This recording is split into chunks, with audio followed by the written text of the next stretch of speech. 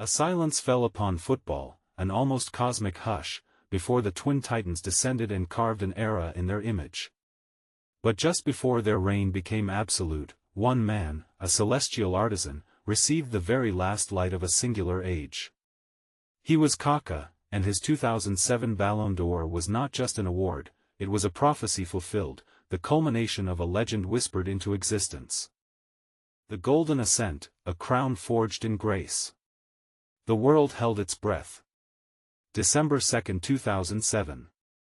Paris, France. Amidst the glittering assembly of football's finest, a name echoed that carried the weight of destiny, Ricardo Isaacson dos Santos Leite. Kaka.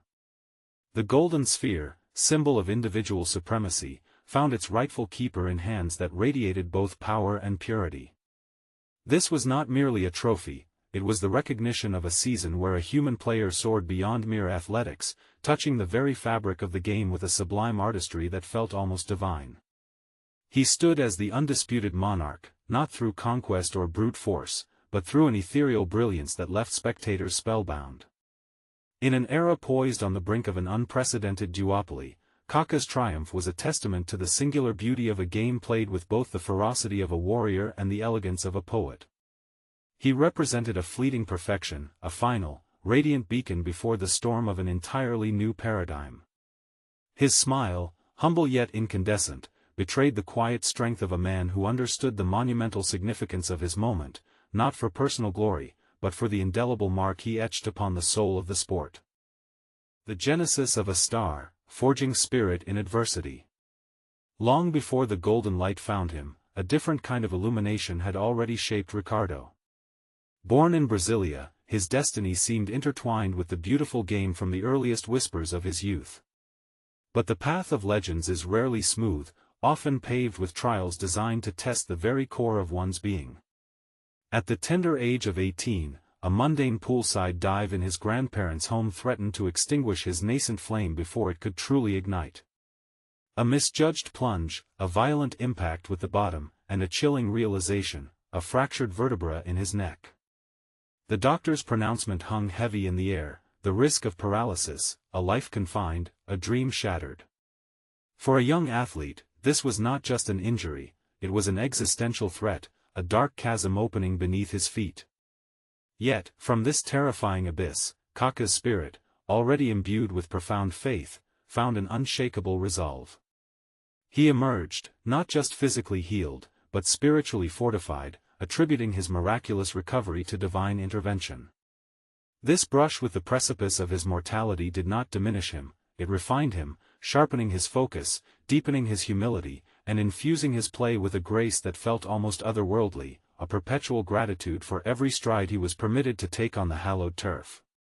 It was from this crucible of potential tragedy that the icon of grace and strength truly began to form, forever grateful for the ability to move, to play, to live. The Milanese tapestry, weaving power and poetry. His arrival in Italy, a young Brazilian infused with the samba spirit yet possessing the discipline of a centurion, marked the beginning of a magnificent chapter. AC Milan, a club steeped in history and grandeur, became his stage. It was there that Kaka evolved, not just as a player, but as a phenomenon, a living testament to football's most intoxicating duality, raw, primal power interwoven with the most delicate, intricate artistry.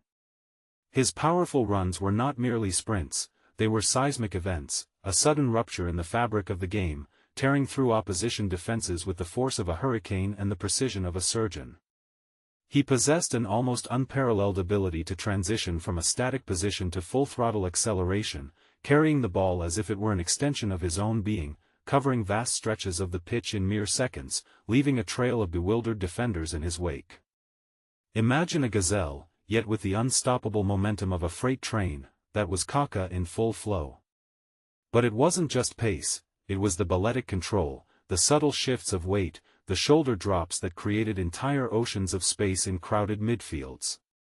His delicate passing game was a counterpoint to this raw power, a brushstroke of genius across the canvas of the pitch.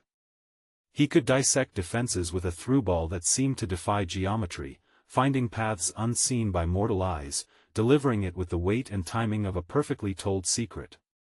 He didn't just play football, he choreographed it, moving pieces across the board with the foresight of a grand chess master, always anticipating, always dictating. This synthesis of brute force and refined touch made him an enigma, a force of nature wrapped in velvet, a challenge to every preconception of how a midfield maestro should operate. The 2007 Odyssey, a season etched in starlight. The 2006-2007 season was not just a campaign, it was Kaka's personal odyssey, a journey through fire and glory that culminated in an immortal triumph. He didn't just play football, he transcended it, becoming the undisputed conductor of Milan's symphony, leading them to the pinnacle of European football. Every match was a masterclass, every touch a lesson in elegance, every goal a testament to his singular genius. Consider the Champions League semi-final against Manchester United. In the first leg, at Old Trafford, he performed an act of sorcery. He scored twice, the second a breathtaking, almost ethereal run where he controlled a header, shrugged off a challenge, then somehow, with a flick of his head, nudged the ball past Gabriel Hines and Wes Brown, before calmly slotting it past Edwin van der Sar. It was a goal born of pure instinct, raw power, and an almost preternatural awareness, a moment of individual brilliance that defied the collective might of an English giant. Then, the final in Athens, a rematch against Liverpool, a chance for redemption. Kaka was the beating heart of that Milan side, weaving through the midfield, orchestrating attacks, his vision dissecting the compact English defense.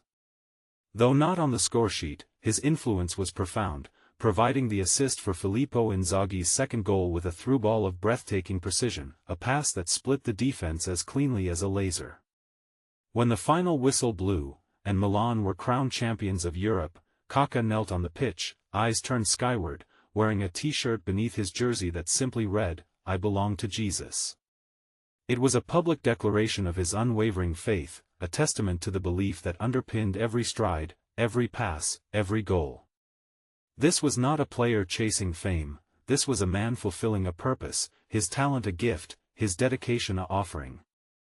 His leadership wasn't vociferous, it was exemplified through sheer, breathtaking performance, a calm authority that inspired his teammates to reach for greatness, knowing they had a guide who could navigate any storm. The immortal legacy, beyond the pitch, an icon endures. Kaka's Ballon d'Or was more than just the peak of a brilliant career, it was the coronation of an icon whose influence transcended the boundaries of the pitch. His name became synonymous not only with dazzling skill but with an unwavering commitment to sportsmanship, humility, and grace in victory and defeat. In a sport often plagued by theatrics and ego, Kaka stood as a beacon of integrity, a quiet warrior who let his feet, and his character, do the talking. He was never one for histrionics, for diving, or for petulance. His reactions to fouls were often calm, his respect for opponents unwavering, and his focus always on the game itself. This blend of breathtaking ability and profound ethical grounding endeared him to millions, turning even rival fans into admirers. He embodied the very best of football, the thrilling spectacle, the strategic genius, and the underlying human spirit of fair play and dedication. He taught us that true greatness wasn't just about scoring goals or winning trophies, but about how you carried yourself, how you inspired others, and the enduring impact you left on the hearts of those who watched you play. His legacy is not just in the highlights reels of his audacious runs or his pinpoint passes, but in the memory of a player who consistently played the game with a joyful purity, a profound sense of purpose, and an almost sacred respect for its traditions.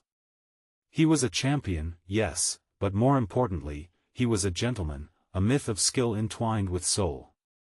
He was the last star to shine alone, a golden age in human form, an unforgettable testament to grace, power, and the silent strength of an unyielding spirit.